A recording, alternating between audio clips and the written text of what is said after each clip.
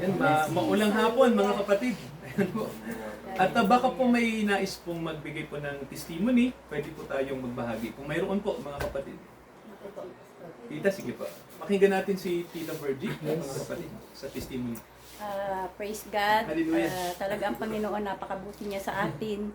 Kaya dapat lagi tayong magpasalamat sa Kanya. Saka mahalaga yung yung sinishare natin sa Kanya yung mga ginagawa niya sa buhay natin. Yes. Kaya nagpapasalamat ako sa Panginoon kasi etong na to talagang may mga dinaranas kaming pagsubok.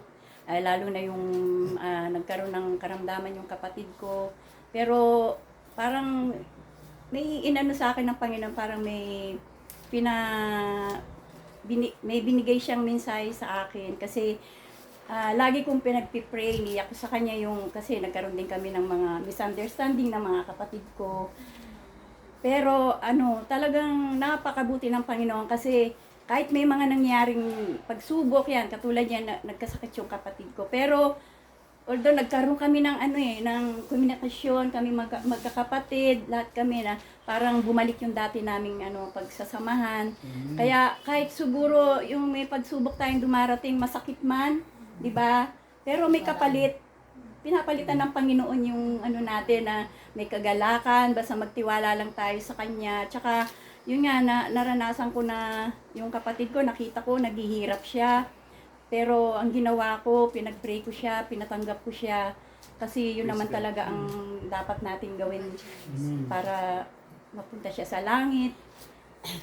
Talagang yung mga dasal ko sa kanya talaga, iniyak ko sa kanya, taon din ang inabot na yung mga kapatid ko, magkaroon din sila ng pagkakilala sa Diyos. Pero nakita ko naman sa kanila na rin sila sa Panginoon ngayon. Tapos nagkaroon kami na nag-uusap kami, yung mga pinag-usapan namin, yung mga problema.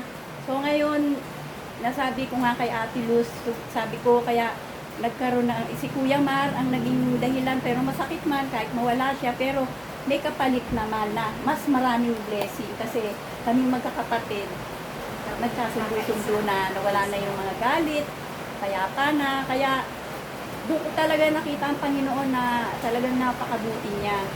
Kahit masakit man, pero sa akin masakit pero may kapayapaan. Binigyan ako ni Lord ng kapayapaan, tsaka ang yung mga kapatid ko, lalo kong ipag-pray sila na sana makatanto sila sa Panginoon. Kaya yun, siguro ang Panginoon, nangyayari yun, meron siyang mensahe sa atin na dapat mas lalo tayong magtiwala sa Kanya, maglingkod. Kahit ano man yung mga pagsubok na dumarating sa buhay natin, talagang dapat kumapit tayo sa Kanya. Although yung mga anak ko, pinagpipray ko pa rin sila hanggang ngayon na sana maging malapit sila sa Panginoon, yung mga apo ko. Pero alam ko darating din yung araw na yun. Kahit matagal, pero andyan talagang tinutupad niya. Oo, sa tamang panahon. Kaya, thank you sa Lord. Salamat po, Panginoon. We praise you, Lord. Thank you, Lord. Salamat po. Yes, salamat tita sa po, magandang testimony. Napakahalaga mga kapatid, yung lagi tayong nakakonekta sa salita ng Diyos, Napakahalaga po. Kasi mga kapatid sabi nga lahat ng bagay lilipas. Pero ang salita ng Diyos, hindi po yung lilipas. Ano man po ang sinabi ng Diyos, mangyayari po yun, magaganap po yun. Lahat ng sinabi ng Diyos, gagawin po niya. Yun po ang pinakamahalagang bagay na pinapaalam po sa atin. So basahin po natin, mga kapatid, ang nakasulat po sa Roma chapter 12. At meron po tayong babasahin, na talata po, ayon po sa ating serye galing sa Roma. At basahin ko po yung verse 2 hanggang verse 3. Okay, hanggang 4, siguro po 2 to 4 na po, basahin natin. So sabi po sa Tagalog nakalagay, mga kapatid, ito po ang nakasulat, huwag kayong umayon sa sanglibutan ito, kundi mag-iba kayo sa pamamagitan ng pagbabago ng inyong pag-iisip upang mapatunayan ninyo kung alin ang mabuti at kaaya-aya at lubos na kalooban ng Diyos. Sapagkat sinasabi ko, sa pamamagitan ng biyaya na sa akin ay ibinigay, sa bawat tao sa inyo na huwag mag-isip sa kanyang sarili ng totoong matayog kaysa sa nararapat niyang isipin, kundi mag-isip na may kahinahunan ayon sa sukatan ng pananampalataya na ibinigay ng Diyos sa bawat isa. Sapagkat kung paanong sa isang katawan ay mayroon tayong maraming mga sangkap at ang lahat ng mga sangkap ay hindi pareho ang gawain. Ayan, ano nyo po mga kapatid, no? Nabasa nyo po sa ating Biblia po, no? Yung ating teksto po sa hapong ito. Muli mga kapatid, manalangin tayo sandali. Dakilang Ama, magbigay kayo ng karunungan sa amin sapagkat mahalaga po ang inyong salita na amin pong nabasa at narinig.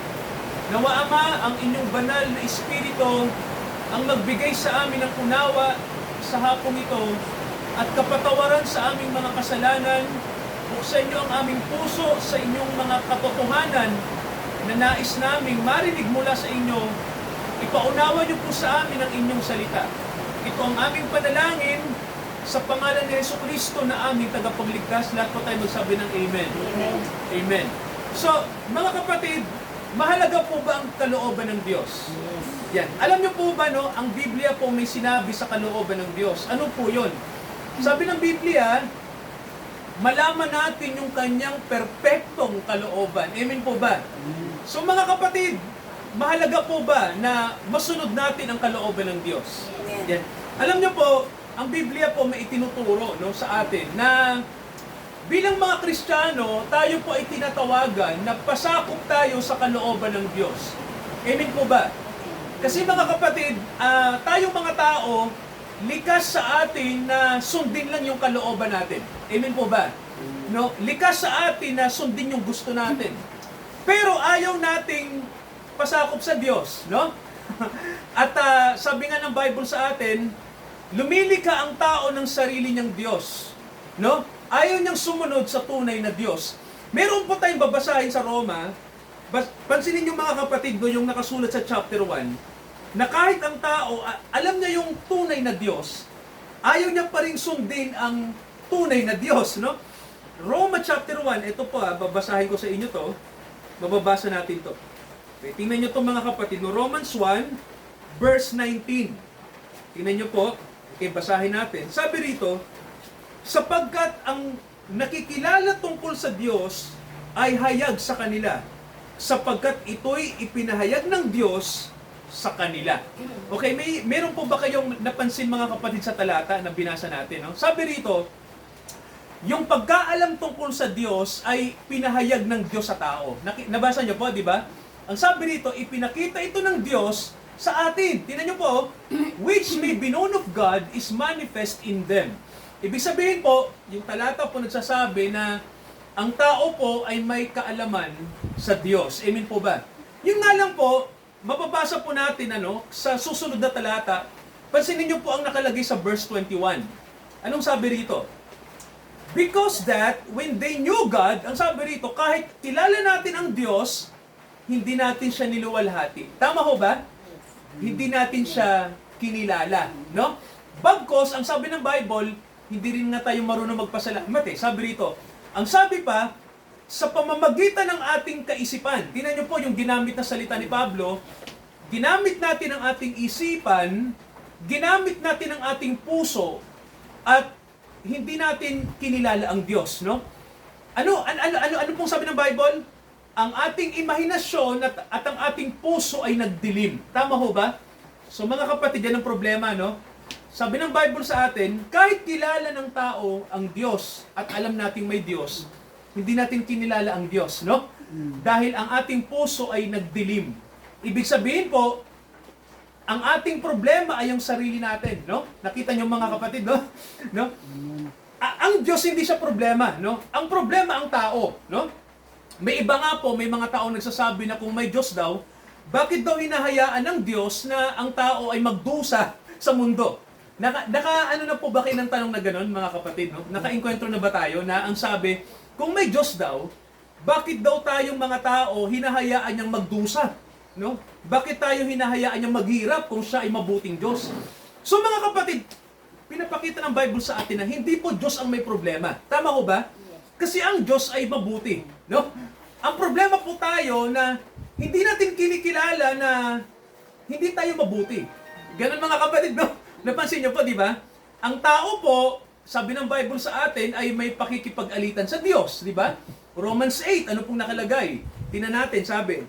Sabi ng Romans 8, tingnan niyo mga kapatid ang nakasulat. Romans 8, basahin natin yung nakasulat po sa okay, dito po sa napunta ko sa Korinto, Romans 8. So basahin natin yung nakalagay sa 7. Romans 8 verse 7. Okay, pansinin natin to. Sabi rito, ang kaisipan ng tao ay nakikipaglaban sa Diyos. Nabasa niyo po? The carnal mind is enmity against God. Ano po ibig sabihin yan mga kapatid? Kung yung isipan natin ay makatao, ano pong nangyayari mga kapatid? Kapag ang isipan natin ay makatao, kanino raw lumalaban? Enmity. Di ba? Nakita niyo po yung salita? Nakikipag-alitan laban sa Diyos. Kaya mga kapatid, napansin niyo ito po sa mga usaping espiritual. Di ba mga kapatid, kapag ang tao, tayong mga tao nararamdaman natin to. Di ba pagdating sa Diyos, tamad tayo? Tama ho ba? Di ba? Tamad tayong manalangin. Tama ho ba? Tamad tayong sumamba. Tama ho ba? Tamad tayong makinig. Tama ho ba? Kasi mga kapatid kung bakit, kalikasan natin yun Tama ba? Ipinakikita ng Biblia ang kalikasan ng tao. Ganyan po tayo talaga. No? Kung hindi po sa biyaya ng Diyos, wala pong maliligtas sa atin. Kasi tayo ay mga karnal. No? Ang tao po ay karnal. No? Nabubuhay tayo sa makataong isipan. Kaya sa totoo lang, maraming nasa church, karnal pa rin. Tama ho ba mga kapatid? Di ba? Maraming nasa simbahan na karnal pa rin, nangingibabaw pa rin ang kaisipan ng makatao. Kaya tingnan niyo po, sa simbahan, hindi nawawala ang sitsitan. Tama ho ba? Hindi nawawala ang siraan. Tama ho ba? Hindi nawawala ang pride. Nandyan pa rin yan, no? Hindi nawawala ang inggit. Hindi nawawala ang pagiging materyoso. Kahit nasa church na yon. Bakit mga kapatid? Kasi ang tao po, likas sa atin ang pagiging karnal. Tama ho ba? Kaya kung mapapansin nyo mga kapatid, no? Di ba? Sa loob o sa labas ng simbahan, maraming problema, no? Bakit po? Iyan sabi ng Bible, ang tao po ay karnal. Nakikipag-alitan tayo sa Diyos. Kaya mga kapatid, ang tanong ay ito, Pastor, ano ang paraan para hindi tayo maging hipokrito sa Diyos? Di ba? So ito may tanong po ako, no? Siguro masasagot nyo to. Yung karnalidad ba natin, mga kapatid, sa palagay nyo po, yung pakikipag-alitan ng isip natin sa Diyos, sa palagay nyo ba magagamot lang yan ng simpleng moralidad? Sige po. Sa palagay nyo magagamot lang yan ng simpleng pagdalo-dalo lang sa simbahan? Sa palagay nyo? Hindi rin, di ba? Sa palagay nyo magagamot yan na tayo ay maging emosyonal lang pagdating sa tinatawag natin pagsamba? Magagamot kaya yan ng emosyon lang natin? So mga kapatid, ang sagot ay hindi. Tama ho ba? Kasi po, sabi nga natin gawin man natin ang lahat ng gimmick. Mga kapatid di ba ang mga simbahan gumagawa tayo ng maraming gimmick? Parang ganito po yan, para lang ang tao sumamba. Ang mga miyembro, bibigyan mo ng trabaho para sumamba. Ang mga tao, gagawan mo lang siya ng gimmick, parang bibigyan mo lang siya ng obligasyon para sumamba. Ang tanong, yung pagsamba ba, kapag tayo po ay sumasamba sa Diyos dahil lang sa obligasyon, sa palagay nyo ho ba, papasa kaya sa Diyos yun? Palagay nyo ho? Di ba hindi pa rin? Di ba? So, malalim po ba mga kapatid, para ang Diyos ay malugod natin? Malalim po ba? Di ba? Malalim, no? So, ano ang gusto ng Diyos para yung alitan natin, ang Diyos at siya ay mawala yung alitan? So, di ba, anong sabi ng verse 2? Balikan natin yung Romans 12. Tingnan yung mga kapatid nakasulat sa Bible, no? Pansinin niyo po yung sinabi ni Pablo. Romans 12 verse 2, yung binasa po natin kanina. Sabi ni Pablo ganito, para mawala yung alitan. Huwag kayong umayon sa takbo ng mundo. Nakita niyo po, no? Number 1 mga kapatid, kailangan po tayong mga Kristiyano, huwag tayong gumaya sa mundo. Tama ho ba? Kasi po ang mga tao sa mundo, ibig lang sabihin po niyan, makamundo. Yun po yun, ano? Kumbaga po, pwede tayong maging Kristiyano, pero at the same time, makamundo rin. Alam niyo ho ba na sa Biblia po, hindi pwede ang isang totoong Kristiyano makamundo? Kahit nasa mundo tayo. Naintindihan niyo po, di ba? So, tayong mga Kristiyano, nasa mundo, pero hindi gusto ng Diyos na maging makamundo tayo. Pastor, ano po ba yung ibig sabihin ng makamundong salita? Well, mga kapatid, pag sinabi natin makamundo ganito, Basahin natin yung nakasulat sa ikalawang Tesalonika. Ito po yung mga bagay na makamundo. Tingnan nyo mga kapatid to yung mga bagay na makamundo. No? Basahin natin yung nakasulat sa Timoteo pala, I'm sorry po. Sa ikalawang Timoteo. Okay, basahin natin yung chapter 3, verse 1 o verse 2. Okay, tingnan nyo mga kapatid pag sinabing makamundo. No? Sabi rito, ito nakasulat. Sapagkat ang mga tao ay magiging maibigin sa kanilang sarili. Nakita nyo po ba na yan ay kamunduhan? Nakita nyo ba, di ba? Di ba? Sabi rito, ang mga tao ay magiging maibigin sa kanilang sarili. Maibigin sa pera. Mayayabang. Tama ko ba? Mapagmalaki. Nakita nyo po? Mapanirang puri sa katotohanan. Masuwayin sa mga magulang. Nakita nyo rin po na hindi marunong magpasalamat. Sabi rito, unthankful. Mga walang kabanalan. Wala silang pakialam sa kabanalan. Alam nyo ho ba mga kapatid na yung salitang, yung tinatawag natin na without, ano po yung nakalagay mga kapatid? Unholy. Nakita nyo po, di ba? Di ba pag sinabi nating banal, ibig sabihin po, ang puso natin mga kapatid ay, willing. Tama ho ba? Willing sumunod sa Diyos. Yun po yun. So pag sinabi natin unholy, ibig sabihin unwilling. Yun. No? Hindi niya gustong sumunod sa kalooban ng Diyos. Yun po yun. So ang sabi ng Bible nakalagay sa verse 3, ito yung malupit. Sabi rito, walang katutubong pag-ibig. Nakita niyo po ba? Yung ang nakalagay diyan, natural affection. Alam niyo ho ba ang tao, gusto ko po na kahit tayo ay mga sinners, meron sa tao na sinasabing normal na affection. Tama ho ba? Meron tayong moralidad eh. Di ba, no? Mga kapatid, di ba? Kahit yung moralidad na yan ay hindi papasa sa Diyos. Pero tingnan nyo, kinikilala ng Bible na mahalaga na manatili sa atin yan. Tama ho ba? Kasi tingnan nyo mga kapatid, eto magbibigyan ko ng example sa inyo, no? Yung natural affection. Alam nyo may mga tao na hindi naniniwala sa Diyos, pero maibigin naman sa kapwa. Tama ho ba? Pero alam niyo ho ba na hindi sila papasa sa Diyos? Di ba? Mga kapatid, di ba? Hindi sila papasa sa Diyos pagdating sa kaligtasan. Totoo po yun, no? Kasi di ba ang sabi ng Bible, ang kaligtasan ay biyaya ng Diyos. Hindi naman galing sa tao eh. Tama ho ba? Hindi ba base ang Diyos sa affection natin? Sa normal nating moralidad? Pero tingnan niyo sabi ng Bible, mahalaga pa rin na may moralidad tayo na normal. Tama ho ba? Kasi mga kapatid, isa yan sa mga bagay na hindi mo sinasaktan ang mga bagay na nilikha ng Diyos. Gusto ng Diyos manatili sa atin yan. Pero hindi papasa sa Diyos yan. Pero mga kapatid, gusto ng Diyos, meron tayong natural affection. Pero darating ang panahon, mawawala pa rin, no? Tingnan nyo, di ba, no? Wala tayong katutubong pag-ibig. Nawala na po. Ano pa po ang sabi ng Bible? Tingnan nyo po, Ano pang sabi, mga kapatid? Walang paglulubag. Tama ho ba? Mga palabintangin. Walang pagpipigil sa sarili. Mga mabangis, hindi maibigin sa mabuti. Sabi rito, mga traidor. Tingnan nyo po yung verse 4, mga traitors, no? Alam nyo ho ba na ang mga traitors ay Di ba mga kapatid, tulad ni Judas, tama ho ba? Si Judas ay isa sa mga traitors, tama ho ba? Kasi siya ay sumusunod sa Panginoon, pero sumusunod lang siya sa kanyang nasa. Di ho ba, no? Ayaw niyang pasakop sa Diyos, sa kalooban ng Diyos. Sumusunod lang siya dahil may kondisyon. Pero pag wala na yung kondisyon, anong mangyari mga kapatid? Pag hindi na ibigay yung gusto niya, anong mangyari? Pag ikaw ay likas na traitor, likas kang traidor, tatraidorin mo na yung kaibigan mo. Ganun po yun. At ang nakalagay pa po ang sabi, mga kapatid, tingnan nyo mga matitigas ang ulo. Nakita nyo po? Nakita nyo po, palalo maibigin sa kalayawan kaysa sa maibigin sa Diyos. At ang sabi ng Bible, mayroon silang anyo na sila ay makadiyos, datapwat hindi nila kinikilala o tinatanggihan nila ang banal na Espiritu. Kasi pag sinabi natin kapangyarihan ng Diyos, ang tinutukoy po dyan ay ang banal na Espiritu.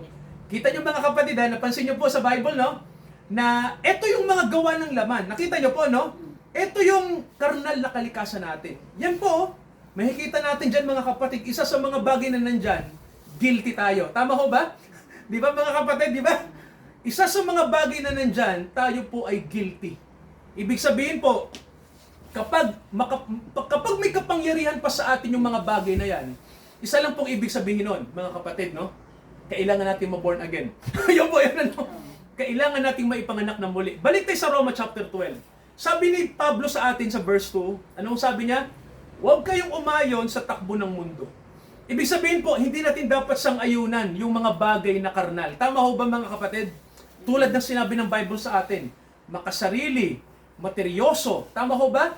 Mainggitin, walang paglulubag. Di ba? Lahat ng bagay na yan mga kapatid, sabi ng Bible sa atin, kung tayo ay sumusunod pa rin sa mga bagay na yan, isa lang ibig sabihin noon, hindi pa tayo born again.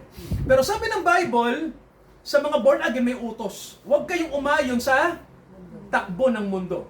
Alam niyo po ba yung utos na yan mga kapatid ay iniuutos sa atin? Amen po ba? Hindi po yan iniuutos sa mga hindi mananampalataya. Kasi mga kapatid, walang saysayan. Tama ho ba? Pag sinabi mo na huwag kayong maging makamundo, hindi yung susunod sa'yo. Bakit po? Ang taong makamundo, sino lang susundin nun? Mundo lang. Mundo lang, di ba? Walang saysay yung batas. Pag sinabi natin na, oy, huwag kang magpakatao, tao ka di ba? Huwag kang maging makalaman, laman ka So, yung utos na yan, hindi sa tao, hindi yan sa mga taong nasa mundo iniuutos. Kanino po? Sa mga Kristiyano. Yan, ang ano sa atin, ang babala sa atin, huwag tayong umayon sa mundo. Kasi mga kapatid, masusunod natin yan tama ho ba? Kasi may espiritu ang Diyos na ibinigay sa atin. Kasi kaya lang sinabi yan ni Pablo kasi may panahon nang giging makamundo tayo. Tama ho ba? May panahon na umiiral yung ating makataong isip. Kaya minsan mga kapatid madalas nagkakamali tayo. Amen po ba? Nakagagawa tayo ng kasalanan sa Diyos. Aminin natin. Tama ho ba? At mga kapatid, kapag tayo ay nakagawa ng kasalanan sa Diyos, ano ang dapat gawin ng isang Kristiyano kapag siya ay nagkasala sa Diyos? Kailangan niya mag-repent. Tama ho ba? Kaya ang ating repent, kaya ang ating pagsisisi, nagpapatuloy po ba? Nagpapatuloy po ba ang pagsisisi ng Kristiyano? Dapat mga kapatid, no? Kasi ang ating katawan ay nasa kasalanan pa Pero yung Espiritu ng Diyos na kanino po? Kanino ibinigay? Ibinigay sa atin, tama no? Para ipanglaban sa ating kalikasang makalaman. Tama ho ba? Kaya mga kapatid, no, sabi nga ng isang pastor na naalala ko yung sabi ng isang pastor na ang kasalanan ay dapat yung patayin. Tama ho ba? Kasi kung hindi, tayo ang papatayin. Di ba? Kill sin or else sin will kill us. Hindi natin, alam niyo po ba na hindi pwedeng gawin ng isang unbeliever yon? Kasi unbeliever nga siya So, ang isang unbeliever, hindi niya kayang patayin ng kasalanan. Mamumuhay siya sa kasalanan. Yun po, yun Walang saysay na sabihin yun. Pero sa mga Kristiyano may saysay, di ba?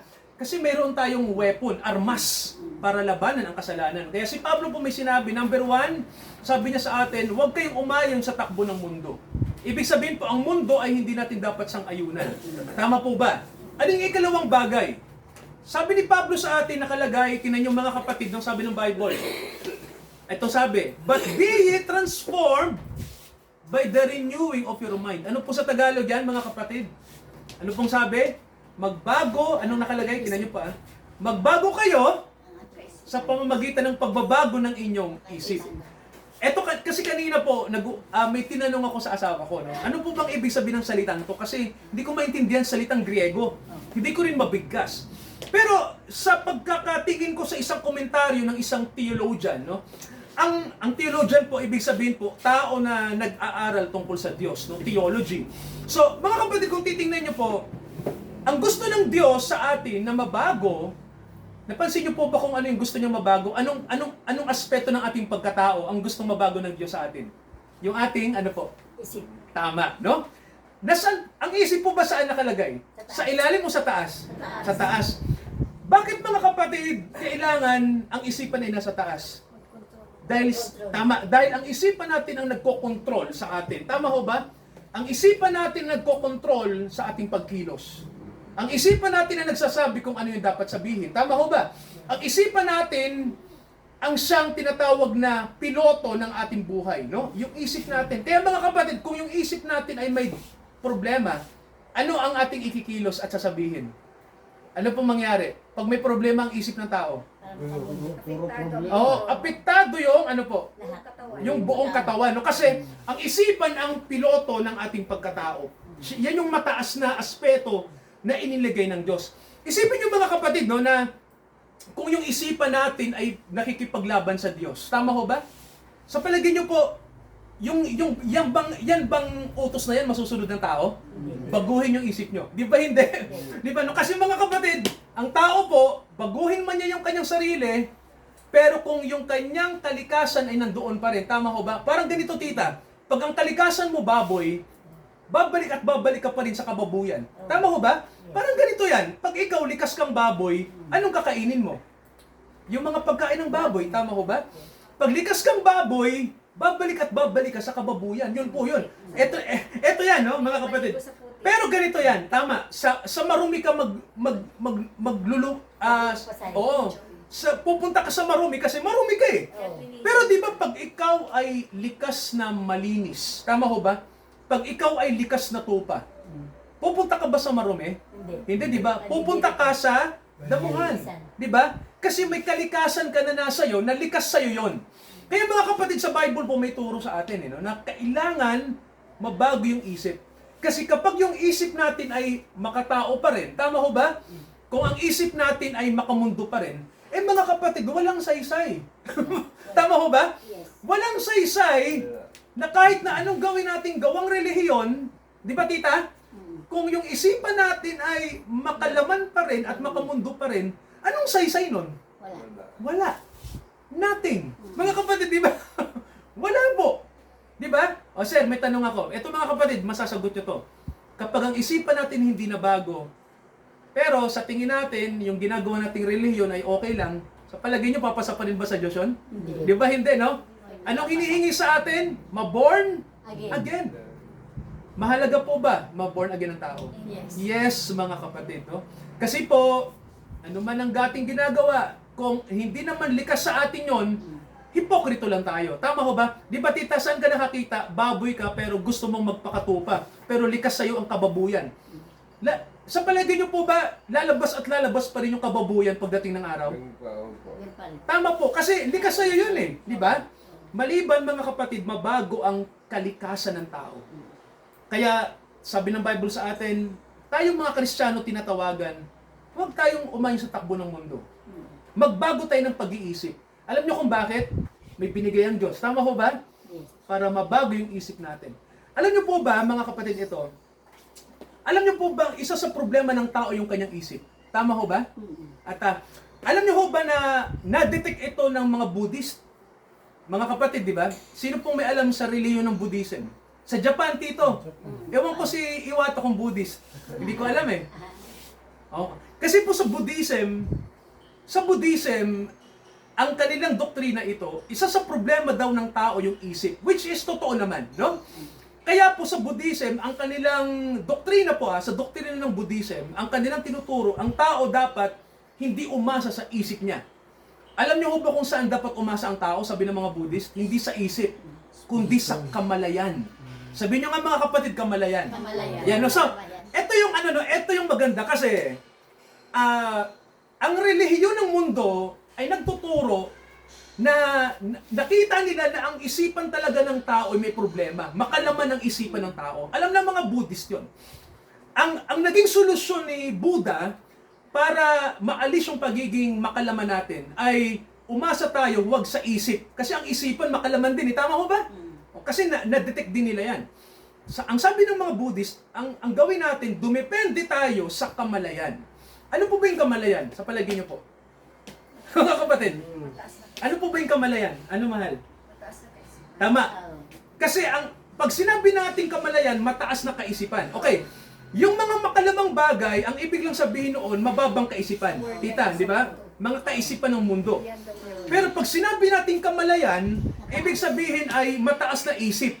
Ibig sabihin po noon, mga pag-iisip na espiritual. Ganun.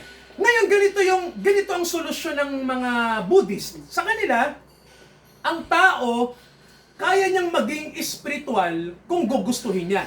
Kaya niyang kumonekta sa kanyang kamalayan. Nakikinig po ba? So, yun yung simpleng solusyon ni Buddha.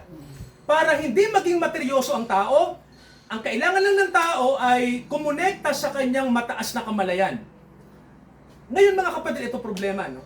Kung pupunta ka sa mga bansang Buddhist, hindi nila alam ang tunay na Diyos. Nakikinig mo ba? Yes. Diba? Kasi para sa kanila, labas ang Diyos para ang tao ay maging mabuti. Nakikinig po ba? Di ba? Hindi nila kailangan ng Diyos. Di ba mga kapatid, di ba? Sa Buddhism, pwede kang maging mabait na tao at maging espiritual kahit wala ang Diyos. Bakit po? Kasi sa mga Buddhist, meron kang kamalayan na nasa iyo na pwede kang kumonekta. Nakikinig po ba? Okay, para alam natin yung ibang paniniwala, di ba? Ngayon, ito tanong. Sabi ng Bible, mga kapatid, ito yung problema natin. Ano? Sabi ng Bible, kapag kumonekta ka lang sa sarili mong espiritu, sarili nating espiritu sarili nating kamalayan na mataas din naman, no? Ang sabi ng Bible, darating ang araw, mga kapatid, na sabi ng Bible na walang nabago sa'yo. Nakikinig mo ba? Yes. Di ba? Kasi ang sabi ng Bible, ang hinihingi, bagong isip. Okay? So kung saan ka kumonekta lang, luma pa rin yun. Tama ho ba? No? Di ba sabi ng mga Buddhist, kumonekta ka sa kamalayan mo. Pero yung bagay na kinonektahan mo, tama ho ba? Yung iniugnay mo, luma pa rin pagkatao yun. Tama ho ba? Mga kapatid, luma pa rin pagkatao yun. Hindi pa rin yung bago. Tama ho ba? So, sa mga Buddhist, okay na yon.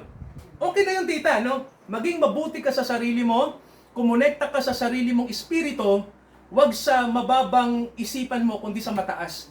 Pero, ito tanong sa atin, mga kapatid, no? Sapat ba yon para masabing ma-born again tayo? Kulang pa. Di ba, tita, kulang? Di ba? Alam niyo kung bakit kulang, mga kapatid? Kasi ganito, di ba sabi ng Bible, tita? Di ba? Ang tao ay patay sa kasalanan. Tama ho ba, mga kapatid? Ano ba pag sinabing patay? Wala. Wala talaga, no? So yung kamalayan na nasa atin, mga kapatid, darating ang araw, mamamatay din yan. Patay. Oo. At actually, tamang asawa ko, patay din yon. Oh. No? Kaya nga ganito, no? Ang Buddhism, sila ay natrap doon sa realidad na ang ating kamalayan ay patay din. Tama ho ba? Kaya alam niyo ho, may sinabi si Buddha na kakaiba. Alam niyo po ang sabi ni Buddha? Sabi ni Buddha, mas mahalaga na wala na lang sarili. Kailangan walang sarili. So, parang ang hinihingi ng Buddhism pa, kamatayan. Kamatayan ng sarili. Mga kapatid, nakita niyo po? Kasi nakita niya na walang saysay eh. Di ba? Nakikinig po kayo? Nasusundan niyo po? Di ba? Yung kamalayan na nasa kanila, wala ring saysay. Di ba, mga kapatid? So, kailangan mawala din yun. Mawala din yun. Alam niyo, mga kapatid, sa totoo lang, no? Basahin niyo po yun, no? Basahin po natin yung basahin po natin yung nakasulat dito sa dito sa susunod na pangungusap. Ano pong nakalagay? That ye may prove what is that good? Nakita niyo pa, no? Upang mapatunayan niyo kung alin ang mabuti, katanggap-tanggap, at perfect. Ano po sa Tagalog yan? Ganap, no? Ganap na kalooban ng Diyos. Ito, mga kapatid, no, di ba, may turo sa atin ang Biblia. Ito, mga kapatid, no, may turo ang Biblia sa atin na kahit tayo ay mabuti sa ating sarili. Tama ho ba? Tama ho ba? Pero sabi nga ng Bible sa atin, patay. Patay ang ating kamalayan, mga kapatid, no? Meron tayong kamalayan, pero patay pa rin yun. Hindi pa rin yun sapat. Ito ang gustong mangyari ng Diyos. Pansinin nyo, upang mapatunayan nyo. Nakita nyo po yung salita, mga kapatid, no? Mapatunayan nyo kung alin ang mabuti. O may tanong ako sa inyo. Paano natin mapapatunayan kung mabuti ang ating buhay? Sige po. Mga kapatid, no? Paano mapapatunayan na ang nasa iyo ay mabuti? Halimbawa, yung pananampalataya mo, mabuti kaya? Paano natin mapapatunayan yon? Paano natin mapapatunayan kung mabuti ba yung ating pananampalataya? Mga kapatid, no? Di ba? Paano natin mapapatunayan kung mabuti ba yung ating ginagawa? Kung interpretasyon mo lang yon. Di ba, mga kapatid? Mahirap po ba? Di ba mahirap? Madaling magsabi na mabuti ako kasi gumagawa ako ng mabuti. Pero di ba sabi ng Bible, yung kabutihan nating ginagawa, mayroong ego sa loob. Tama ho ba? Na nagyayabang tayo na Di ba? Pagyayabang yun yung sinasabi natin na mabuti ako. Pagyayabang yun alam niyo kung bakit? Alam niyo kung bakit mga kapatid? Nagmamalaki ka na mabuti ka. Di ba no? Di ba? Di ba? Kasi kahit yung pinakamabuti nating ginagawa, may pagmamalaki pa rin sa puso na mabuti tayo, di ba? Alam niyo po ba, sabi ng Bible sa atin, di ba? Para mapatunayan natin kung ano yung mabuti, kailangan mabago yung ating di ba? Yung isipan. Ano ba yung isipan, mga kapatid? Isa sa kalikasan ng isipan ay Mataas. mapagmataas. Magandang word yan, ano? Tingnan niyo mga kapatid, pag binago ka ng Holy Spirit, di ba? Di ba sabi ng Buddhism, kaya nating baguhin ang sarili natin. Alam niyo ho ba na pagmamataas yun? Oo, mataas. Di ba? Nakikinig ba mga kapatid, di ba? Ibig sabihin, yung kanilang kamalayan, patay pa rin. Kasi may pagmamataas eh. Sabi ni Buddha, hindi natin kailangan ng Diyos. Alam niyo totoo 'yon. Alam niyo po bang hindi natin kailangan yung mga peking Diyos? Oo. 'Di ba? Pero yung tunay na Diyos kailangan natin. Amen po ba? Amen. Si Buddha tama at mali sa sinabi niya. Kasi sabi ni Buddha, hindi natin kailangan ng Diyos. Maging mabuti tayo sa sarili natin, okay na. Well, eto sagot ko diyan. Hindi natin kailangan talaga ang mga Diyos na peke. Oo. Hindi talaga natin kailangan 'yon, no? Pero yung tunay na Diyos, kailangan natin. Oo. Kasi mga kapatid, magiging lang tayong kompleto sa buhay natin kapag nandyan ang Diyos sa tunay. tama, ang tunay na Diyos. Oo. Kasi sabi nga natin ang tao ay may pinanggalingan. Tama ho ba? Oo. Sabi ng Bible, saan tayo galing? Sinong lumikha sa atin? Ang Diyos. Ang Diyos. Hindi tayo magiging tao kung wala ang Diyos. Ang starting point lagi natin ang Diyos. Kaya mga kapatid, ganito. Pag ikaw ay galing sa Diyos, saan ka dapat bumalik? Sa Diyos. Sa Diyos, no? Iba di ba tita sa panahon natin, galing tayo sa Diyos, pero minamahal natin ang mundo kaysa sa Diyos. Tama ho ba? Yes. Yung pinanggalingan ng tao, tita, hindi kinikilala ng tao. Di ba, tita? Oo. Parang ganito yan. Nagluwal ka ng anak. Tapos ang sasabihin ng anak mo, ay, hindi kita nanay! Oo, Tita, anong pakiramdam, tita? Di ba masakit? Sabihin ng anak yon, Masakit. di ba? Tayong lahat galing sa Diyos. Pero ang sinasabi natin sa Diyos, hindi kita tatay. Di ba? May iba akong tatay, di ba? Masakit po ba sa Diyos yun? Opo, no? Kaya ang sabi ng Diyos sa atin, mabago kayo. Tama ho ba? Yes. Makilala nyo yung tatay nyo, makilala nyo kung saan kayo galing, maintindihan natin kung ano ba talaga ang dahilan ng problema. Ano po ba ang dapat natin gawin para mabago tayo? Sabi ng Bible sa atin, huwag tayong umayon sa mundo. Magbago tayo ng isip, bumalik tayo sa Diyos. Yun yun mga kapatid, no? Return to God. Ito yung mensahe ng Diyos sa lahat ng relihiyon sa mundo. Mga kapatid, no? Kahit sa Buddhism. Alam niyo ba bang mga Buddhist mababait na tao? Yung totoong Buddhist, mababait silang tao. Pero may problema, tama ho ba? Walang Diyos. Mga kapatid, di ba? Walang Diyos eh. Tama ho ba? Kulang pa rin ba? Kulang pa. Di ba? Ang mabuting tao na wala ang mabuting Diyos ay mahirap. Kasi mga kapatid, hindi ka magiging kompletong mabuti kung wala ang pinagmulan. Tama ho ba? Yes. Sa palagay niyo po, saan galing ang mabuti? Sa tao o sa Diyos? Sa Diyos. Tama, mga kapatid. No? Yun lang ang paraan para ang tao ay totoong maging mabuti. Kaya ito, may tanong ako. May mga tao bang nagsasabing mabuti sila pero wala naman silang pananampalataya sa Diyos? Marami. Marami. Tama. No? Di ba mga kapatid, di ba? So, maraming ganyan. So, kailangan po, bumalik tayo sa Diyos. Naalala ko yung, may isang pong prinsipyo, no? Kahit tita sa sa tinatawag na, biyaya ng Diyos. Sabihin nga po natin biyaya ng Diyos. Biyaya ng Diyos. Sa palagay niyo po ba, ang Diyos po ay nagmamahal sa katawan natin? Mahal po ba niya yung ating sariling katawan? Yes. Tama po, no? Mahal ba ng Diyos yung ating kaluluwa? Tama. Eto, mahal ba ng Diyos yung espiritu natin? Ay, mahal. Di ba? Di ba? Anong mayroon sa tao? Katawan, Katawan, kaluluwa, at espiritu. Mahal ba ng Diyos lahat ng ating pagkatao? Yes. Opo, no? Ano po yan? Gusto ng Diyos yan. Ito may tanong ako. Sa palagay niyo mga kapatid, kapag may hiningi tayo sa Diyos, gusto ba ng Diyos kasama lahat yung pagkatao natin? Dapat. Tama, no? Tama. Di ba? Tingnan niyo mga kapatid yung problema ng tao, ba? Isang problema to na mabigat. O, parang ganito. Sinong nanghingi sa Diyos na magkatrabaho?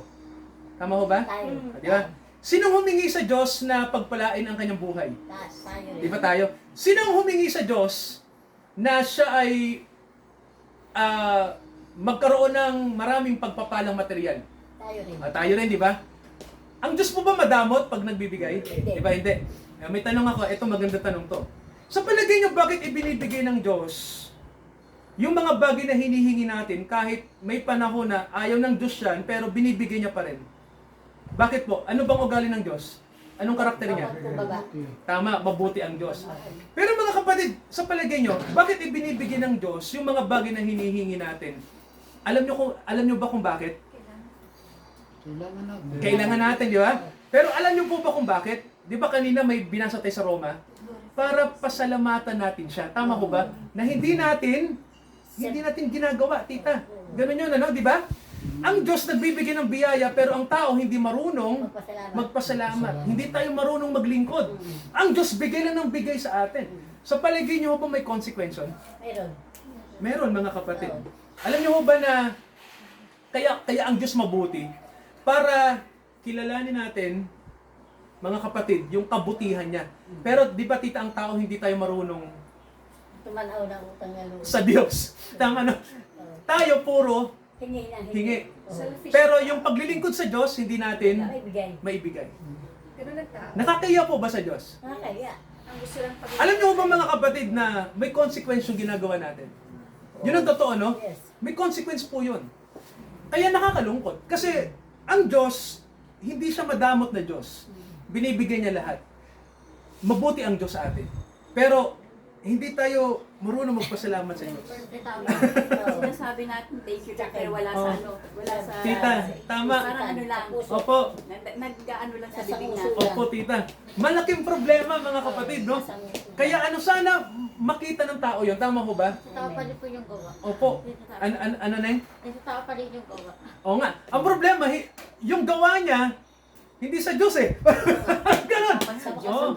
Hindi rin sa Diyos yung kanyang ginagawa. Yun ang tao. Opo. Yes, tao. Opo. Kumbaga parang sabihin natin sa Diyos, Lord, thank you sa biyaya. Di ba? Thankful kami. Pero wala eh. Wala pa rin, no?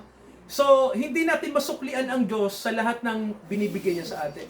Gusto po ba ng Diyos na magkaroon ng mga kapatid, yung kanyang biyaya at kung paano tayo tumugon? Sa palagay niyo po ba gusto ng Diyos tumugon ng tao? Yes. Opo, no? Marunong po ba tayong tumugon sa Diyos? Ayan, di ba, no? Di ba mga kapatid, eto na yung panahon na yon, no? Tumugon tayo sa Diyos. Kasi mga kapatid, ganito, di ba may mga ganito, tita? Eto sabi ng Bible sa atin, humihingi tayo ng kagalingan, tama sa mga sakit. Tama ho ba?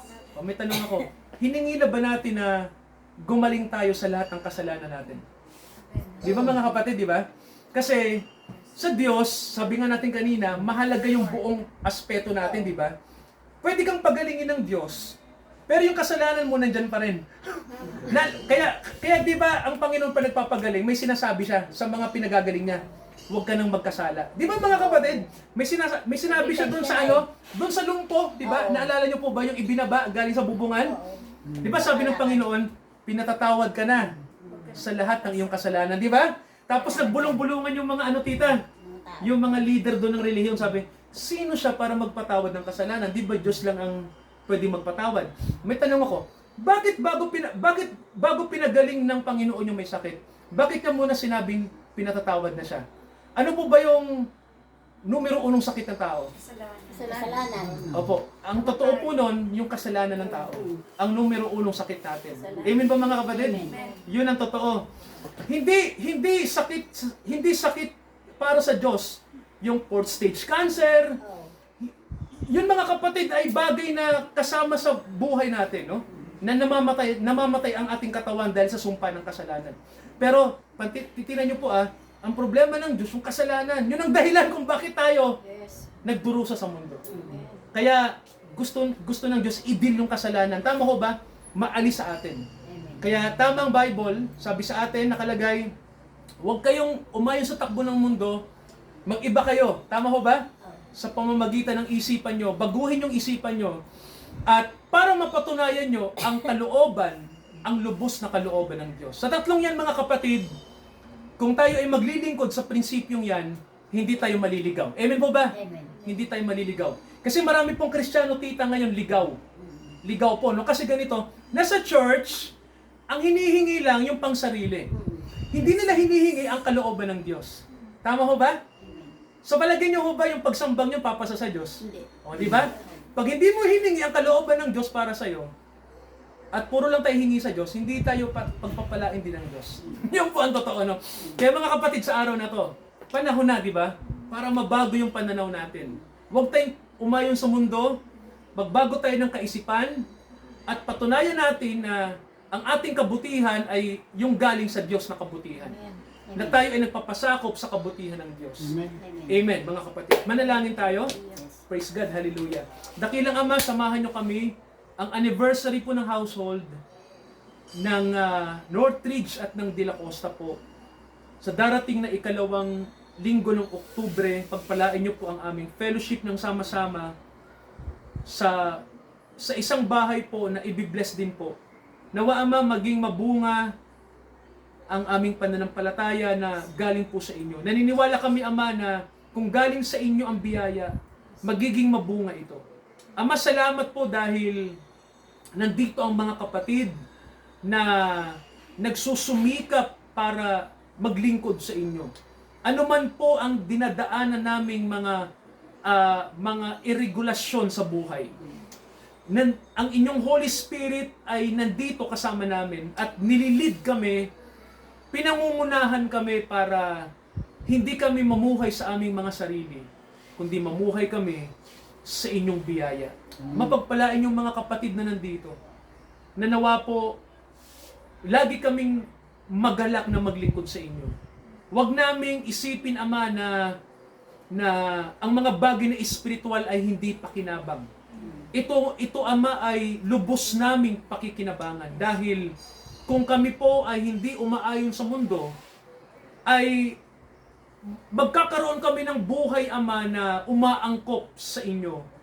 At maisa sa katuparan po namin yung mga bagay na iniuutos nyo sa amin.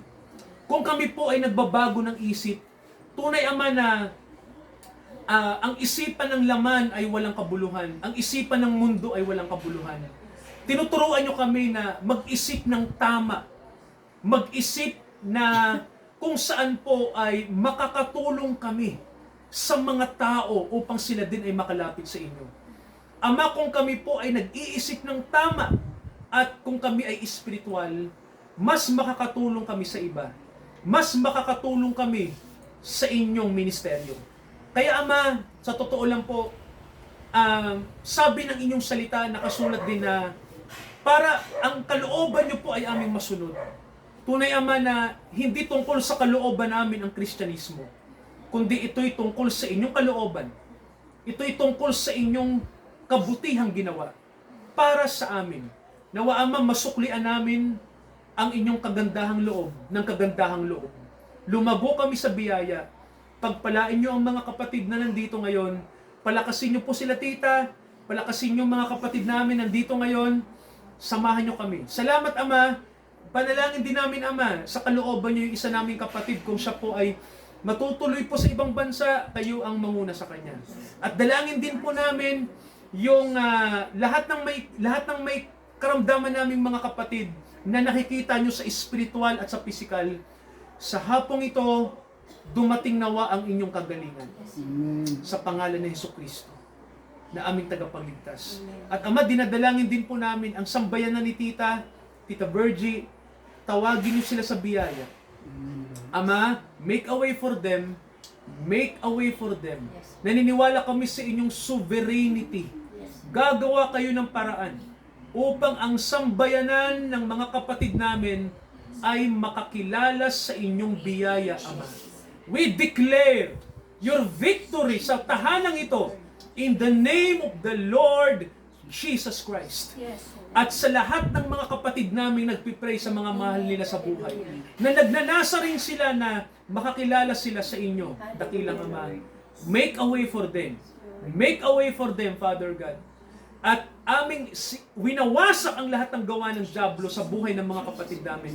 In the name of the Lord Jesus Christ. We are praying, Father, we affirming this statement, Father God, na ang Panginoong Hesukristo ang Panginoon ng tahanan ito. Ang Panginoong Hesukristo ang Panginoon ng sambayanan nila Tita Virgie, nila Tita Sol, nila Sir Alan, ni Sir, ni Tito, ganon din ang aming kapatid. Dakilang Ama, dinadalangin namin yung isang kapatid na may karamdaman po. Amen. We are praying, Father, kahabagan niyo po siya. Yes, Lord. Maawa kayo sa kanya. Yes, Lord. Hanguin niyo siya mula sa karamdamang ito. Sa inyong kalooban, Ama, magbigay kayo ng revelasyon sa kanya. Amang makalangit, walang ibang bagay para gumaling kami. Ang paglapit lang namin sa inyong luklukan ng awa. Amen. Hallelujah. Kung kami ay inyong kahahabagan tunay, Ama, ang kagalingan ay darating sa amin. Salamat, Amang makalangit. Sa hapong ito, samahan niyo kami. Ito ang aming panalangin. Sa pangalan ng aming Panginoong Jesucristo, lahat po tayo magsabi ng Amen. Amen. Amen. Hallelujah. Praise God.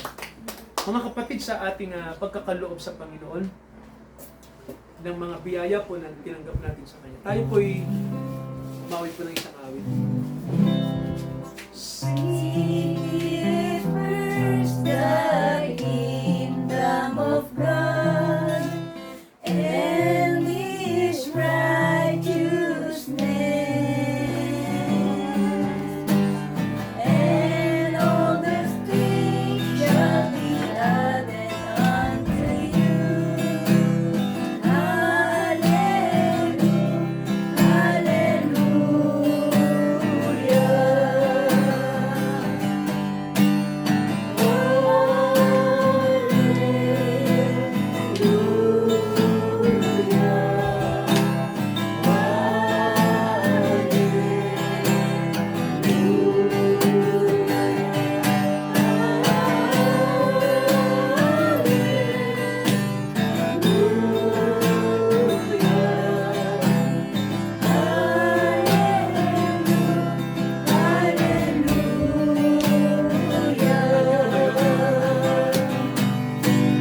Seek ye first the kingdom of God and His righteousness, and all good things shall be added unto you.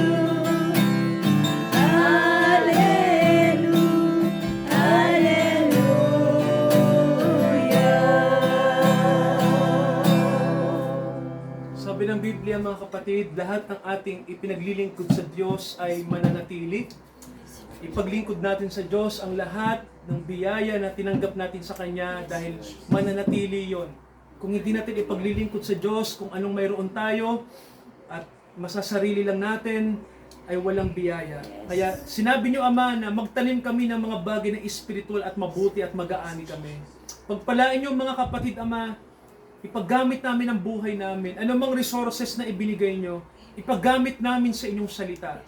Dahil, Ama, ito ang susi para malugod kayo, kaluguran nyo kami, upang dumating ang kahabagan nyo sa amin. Dakilang Ama, sa hapong ito, pagpalain nyo mga kapatid namin, palakasin nyo kaming lahat, at dinedeklara namin ang patuloy nyo pong biyaya sa amin sa darating pang mga linggo at buwan. Sa Diyos na tunay, na hindi natin nakikita, at ipinakilala ang kanyang sarili sa atin, sa pamamagitan ng kanyang anak na si Jesus, sumaatin ang kanyang habag, ang Diyos ng Israel, ang Diyos ng mga bansa, ang Diyos ng sangbayanan, ang Diyos ng biyaya, sumaatin ang kanyang habag, ngayon at hanggang sa pagbabalik at sa pagparito ng ating Panginoong Jesucristo. Amen, amen, at amen. Amen.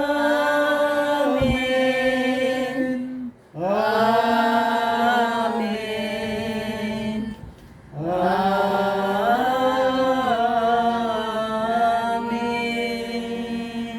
Purihin ng Diyos. Purihin ng Diyos, mga kapatid. God bless. Greet one another po. God bless po. God bless God bless. God bless po. Tita, God bless. God bless. God bless, Tita. God bless po. Kumusta si ano? God bless, sir. Baka God nalulog bless. pa God rin. bless. Kaya, naliligulan daw God kayo. bless Sir Alan. God bless, Tito. God bless Tito. Galing ni Tito. God bless Tita. Ano nangyari kay Tita G? Hindi na pumunta. Ha? Sinamahan daw siya ni Carol na ano, Na? na magpa-check up eh. Ay na, naliligo. Ay, napapacheck up naman. Bahala nga. Lagi na magpapacheck up. Pag Oo.